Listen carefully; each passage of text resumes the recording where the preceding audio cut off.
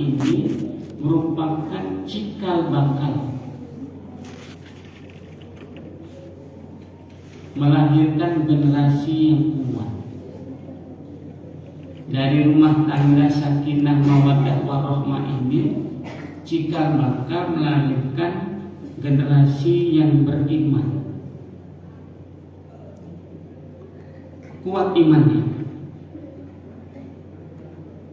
kuat mentalnya, kuat fisiknya, kuat akalnya. Kalau keluarganya sakinah mawaddah warahmah. Kebalikannya, kalau rumah tangga itu tidak mendapatkan sakinah mawaddah warahmah, kebalikannya generasi yang ditinggalkan itu akan kita dapatkan berbagai macam problem yang besar.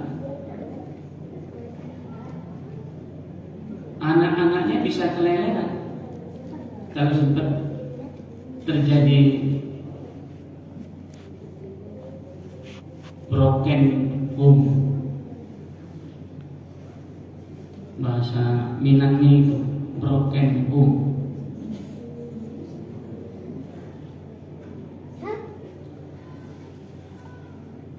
Mungkin Bapak Ibu sudah menyaksikan betapa kalau rumah tangga itu terjadi broken home itu,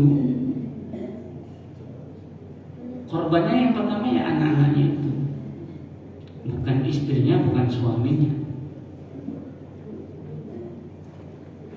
Suaminya merasa bebas, istrinya merasa merdeka setelah terjadi perceraian itu. Tapi anak,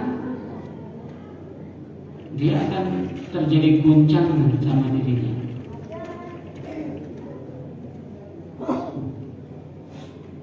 Mau ikut bapak, nanti mamanya macam mana? Mau ikut mama, bapaknya seperti apa nanti tanggapannya? Apalagi kecenderungan kalau terjadi broken home seperti itu, maknya itu cenderung mencekoki anaknya itu dalam pikiran anaknya bahwa bapaknya itu jahat, bapaknya itu tidak bertanggung jawab, bapaknya itu setengah manusia, dan seterusnya. Pokoknya semua dicurahkan bahwa akibat terjadi broken home itu adalah bapaknya. Bapaknya itu setan. Sehingga akhirnya terpola dalam pikiran anak itu bahwa akibat ini semua adalah bapaknya. Begitu juga kalau anak itu nanti ikut sama bapaknya, bapaknya akan mencekoki pikiran anaknya dengan berbagai macam cekok. Cekok itu bahasa Jawa, obat kan gitu, pahit rasanya, ditelankan ke dalam pikiran dan perasaan anak itu bahwa emaknya ini yang sikapnya tidak mau ngalah, emaknya itu hidupnya royal, emak macam-macam lah. Jadi ketika dia berjumpa sama emaknya, mendapatkan klaim bahwa bapaknya jahat, waktu dia ke rumah bapaknya, bapaknya mengatakan emaknya jahat. Bingung dia mana di antara dua orang ini yang bagus. Dari terjadi broken home itu, karena saya ini guru dan sempat jadi kepala sekolah, 30 tahun saya mengajar di SMK PAP 2 yang Petia. Kalau sudah terjadi seperti itu, anaknya, sekolahnya pasti bermasalah, jarang yang tidak. hampir seluruh anak-anak yang bapaknya terjadi perceraian seperti itu, anaknya terlunta-lunta sekolahnya. Kalau sudah seperti itu, mau mendapatkan anak yang kuat, cerdas, kuat imannya, kuat ibadahnya, dan seterusnya dia bisa menata kehidupan akan datang dengan bagus, agak susah, berat. Bukan tidak bisa, berat. Apalagi anak gadis dihantui dengan karakter bapaknya seperti itu menghantui dirinya. Macam mana karakter bapaknya itu seperti itu. Atau kalau mamanya mungkin karakternya tidak bagus, dia menjadi malu punya mama seperti itu. Kalau dia mau menceritakan sama orang yang mau sama dia, tapi mamanya punya latar belakang seperti ini, seperti itu, malu dia. Sehingga akhirnya itu semuanya menjadi berputar-putar dalam pikirannya. Ketika dia mau menjalin hidup rumah tangga, payah. Banyak peperangan dalam pikiran dan perasaan. Maka Al-Quran yang diturunkan kepada Allah, kepada Nabi Muhammad SAW 1400 tahun lebih yang lalu, itu mengingatkan kepada kita agar ingat tujuan berumah tangga bukan ingin hanya karena kita, kalau laki-laki senang sama perempuan, ingin memiliki pendamping perempuan, bukan kalau perempuan ingin punya pendamping laki-laki saja. Tapi ketika kita menjalin rumah tangga itu, kita ingin membangun sebuah generasi, melanjutkan generasi, bahwa generasi yang kita tinggalkan itu dalam keadaan kuat, tidak dalam keadaan lemah. Maka Quran ayat An-Nisa ayat 9 menyebutkan, وَلْيَخْشَى الَّذِينَ لَوْ تَرَكُوا مِنْ خَلْفِهِمْ ذُرِّيَّةً ضِعَافًا خَافُوا عَلَيْهِمْ فَلْيَتَّقُوا اللَّهَ وَلْيَقُولُوا قَوْلًا سَدِيدًا. Hendaklah kamu takut kepada Allah sekiranya kamu meninggalkan di belakang hari anak dan dalam keadaan dhaif, lemah, di'afan, lemah, yang kamu khawatir atas kesejahteraan mereka itu di belakang hari. Dan bertakwa kepada Allah, bicara kepada anakmu itu dengan bahasa yang baik. Jadi Quran wanti-wanti, Quran berpesan, jangan tinggalkan anak dalam keadaan lemah. Satu di antara faktor anak kita tinggalkan dalam keadaan lemah, kalau rumah tangga ayah ibunya terjadi broken home. Mungkin uang bisa dicukupi karena bapaknya kaya, orang tuanya kaya, sekolahnya bisa tinggi.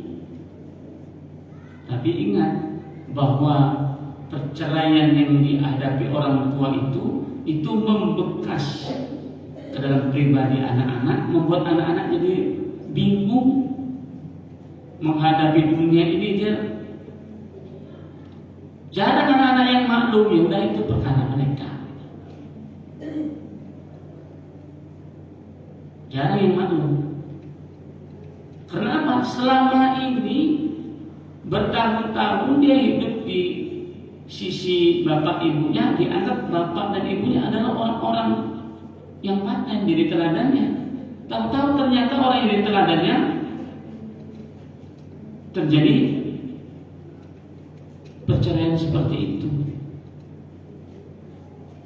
Maka itu akan mempengaruhi emosinya, mempengaruhi perasaannya, mempengaruhi pikirannya, mempengaruhi hidupnya. Jadi kita tidak bisa memisahkan bahwa cerdasnya anak atau kuatnya anak kita yang akan datang itu tidak bisa dipisahkan dengan kuatnya rumah tangga. Kalau kita berkeinginan bahwa anak-anak kita yang mau kita tinggalkan itu kuat, kuatkan kasih sayang ayah ibunya.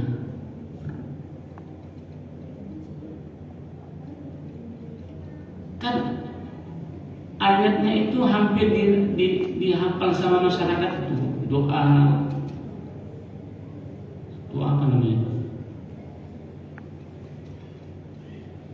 Wa may yattaqillaha yaj'al lahu makhraja wa yarzuquhu min haitsu la yahtasib. Apa istilahnya sama masyarakat? Doa sapu jagat. Ya. 1000 dinar, ayat 1000 dinar katanya. Kan gitu. Ayat 1000 dinar.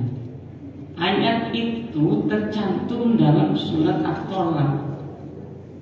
Ingat ya, ayat itu tercantum dalam surat At-Tolak. At-Tolak artinya cerai.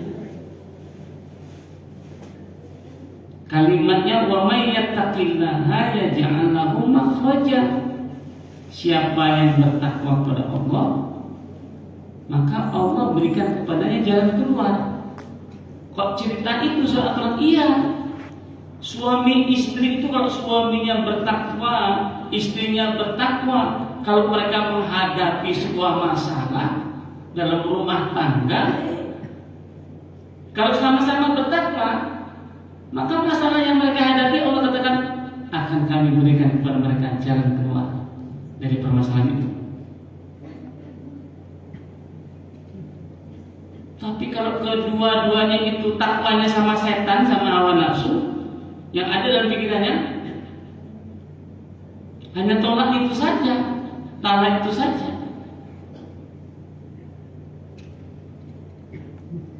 Tapi kalau bertakwa kedua-duanya, baik istrinya, baik suaminya sama-sama bertakwa kepada Allah, problem yang mereka hadapi Allah janji akan dikasih jalan keluar.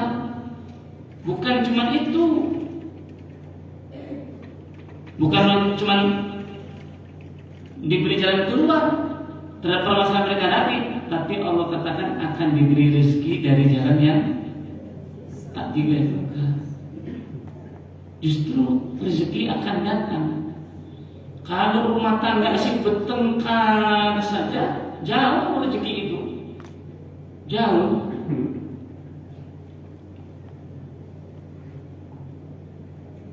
Bicara masalah takwa itu posisinya di mana untuk dalam rumah tangga?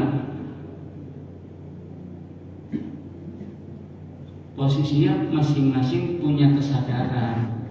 Selama ini kita adalah orang yang berbeda. Istri itu selama ini bukan keluarga kita. Suami selama ini bukan keluarga kita. Yang karakter, yang cita-citanya, yang keinginannya, yang angan-angannya berbeda. Karena masing-masing berbeda, berumah tangga itu menyatukan yang ada perbedaannya. Bukan perbedaan itu kemudian dipertahankan masing-masing sehingga akhirnya terjadi perceraian. Kalau masing-masing mempertahankan perbedaan bahwa aku senangnya macam gini, laki-lakinya yang perempuan mengatakan aku senangnya sukanya seperti ini, itu terus dipertahankan, tak bisa disatukan perbedaan itu bermakna kita mengikuti syaitan. Dan syaitan itu akan dapat nilai paling tinggi dalam menggoda manusia kalau dia mampu membubarkan rumah tangga seseorang. Itu nilainya 10. Kalau cuma mengganggu orang sampai akhirnya nggak sholat, itu nilainya nggak terlalu tinggi. Tapi kalau mampu dia membubarkan rumah tangga, itu nilai setan sama pimpinan setan itu nilainya 10. Kalau berhasil membubarkan rumah tangga, satu rumah tangga itu suami istri, itu nilainya 10. Angkanya itu cum laude. Kalau sidang di meja hijau, hukum apa namanya? Nilainya cum laude. Rata-rata 10 semuanya. Angkanya A semua.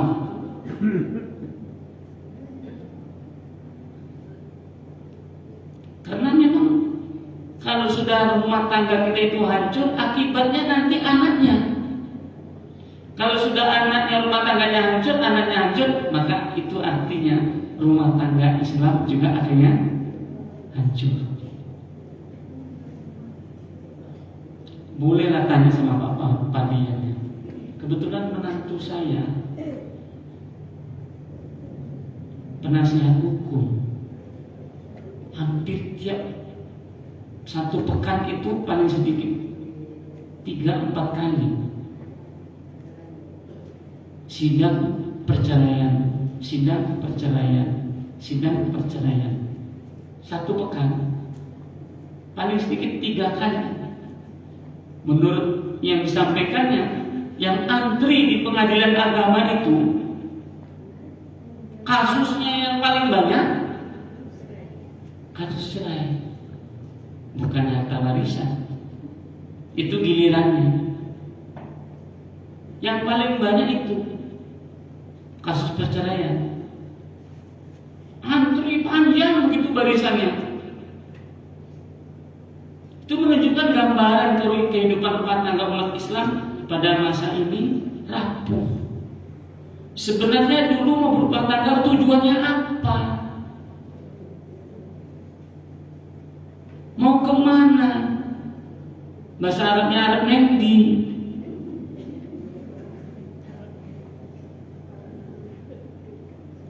Berumah tangga itu mau kemana ini?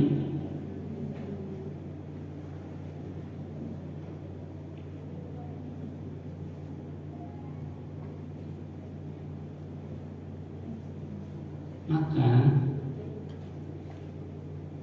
Nabi mengajarkan kita semua, baik suami atau istri, untuk supaya di samping kita berusaha sedemikian rupa menyesuaikan pribadi, menyesuaikan selera. Saya orang Jawa, istri saya orang Banten, kan beda itu. Pak Padilla orang Jawa, istrinya orang Minang. Lidahnya beda. Lidahnya orang Minang sukanya seperti apa, orang Jawa sukanya seperti apa.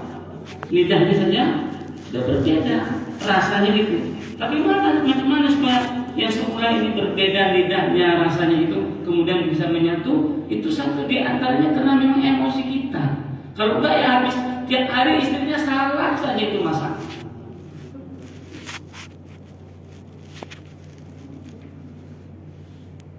Demikian juga si istri kerap punya pengalaman bapaknya macam gini memimpin rumah tangga, ternyata suaminya berbeda dan memimpin rumah tangga. Setiap hari suaminya salah saja. Karena figurnya selama ini bapaknya.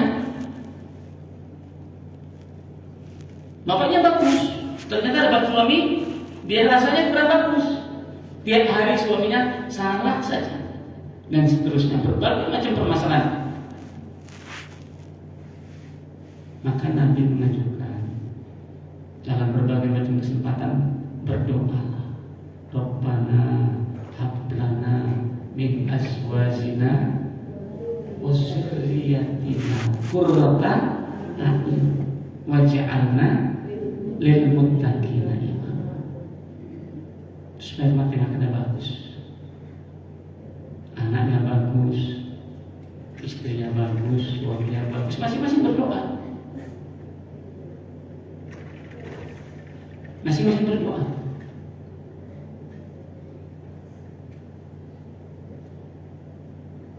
Penting juga mungkin Bapak Ibu menyimak lagu Ebit di Ade. Judulnya Tetes-Tetes Doa Kamu. Nah itu. Saya nggak usah nyanyikan, nanti kalau nyanyikan ini bisa runtuh.